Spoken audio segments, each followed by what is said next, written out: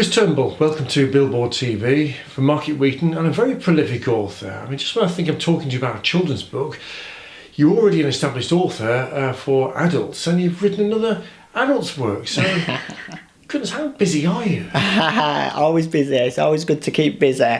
It was the good thing about the children's book is I can write that quite quickly. It's quite short, and then send it off to the illustrator to do the work. So the new book, which has just come out this month, is I'm calling it a sequel and a prequel to my original book that ever came out.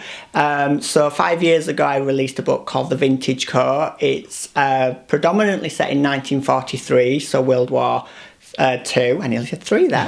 That's what we're living in now. So ever since releasing that book 5 years ago, the fans have loved it. They've been crying out for a sequel. And about a year after publishing, I came up with this other idea. And it was just the fact that one of the characters I really loved, he's called Charlie, and that's what the new book is called, Charlie. And I just wanted to explore a bit more about his war years. You know, we find out in The Vintage Coat that he is injured and that he's been over to France, but we don't find out too much about him. So this new book was really about exploring that, finding out what had happened to him, and really going a bit deeper into his story. And it was so much fun because it reminded me how much I loved the character, so it was great fun to do. This all started then with a coat, a vintage coat that you bought somewhere. So, my goodness, that was some find, wasn't it, to inspire you to start writing works like this? Not one, but more than one, obviously. Yeah, I mean, it's funny how things come together. I was just in an antique shop up in Alston in Cumbria, which is where the Vintage Coat was then decided to be set. I'd always written short stories and things like that, like scraggly bits of paper, as you do. Never intended to be a published author, which apparently is not the thing that an author's supposed to say. But I got the coat. It gave me so much inspiration to write something a bit longer than I'd ever done before. And the Vintage Coat was born.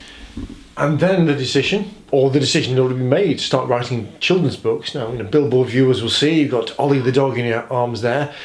He's the subject of the book you brought out in August, which is the latest, your third work, I think, of children's books. So I've not really come across an author who's switched from one age group to another before, but you have. And what was it like? Yeah, I think for me, it was such an easy decision. My first children's book was called A Home for Emmy, and that really was something that I'd written a long time ago. Emmy was my dog when I was a teenager, and I used to volunteer at the RSPCA. And the story in the book, which I won't give away in case anybody wants to read it, it's a true story. You know, the dogs came into the shelter, and for me, the book was all about promoting the rehoming of shelter dogs and animals. Then the idea then to do one with Olly as the new children's book. I mean, look at him. He's terrible, aren't you? You're terrible.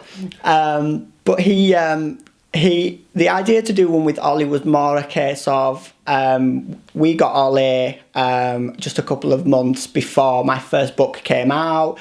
And every time I had the laptop out, I've got a desk now, he's constantly sat on me, he's round the neck, anywhere he can be, as close as possible. So he then became nicknamed the co-author, because you're always there, aren't you?